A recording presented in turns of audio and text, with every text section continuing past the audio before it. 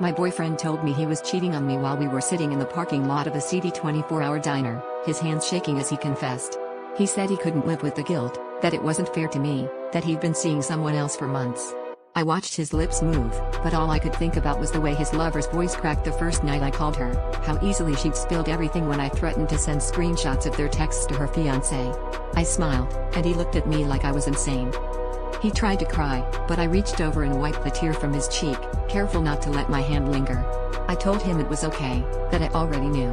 He stared at me, confused, his mouth opening and closing like a fish. I leaned in and whispered that secrets have a way of coming out, and sometimes the person you think you're fooling is already 3 steps ahead. He didn't notice my phone vibrating in my pocket, another message from his lover begging me not to ruin her life. We drove home in silence, the space between us charged with something darker than anger. I thought about the months I'd spent collecting evidence, the late-night calls, the power I felt every time his lover cracked a little more under the pressure. I wasn't sure if I wanted revenge, or if I just wanted to feel like I mattered, to someone, somehow. He kept glancing at me, like he was waiting for me to explode, but I just stared out the window, calculating my next move. That night, as he slept fitfully beside me, I read through the frantic messages from his lover. She was begging me to stop, promising anything.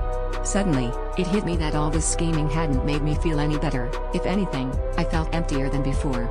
I realized I'd become someone I didn't recognize, someone who smiled at confessions and twisted the knife just to see what would happen. The real betrayal wasn't what he did to me, but what I'd done to myself.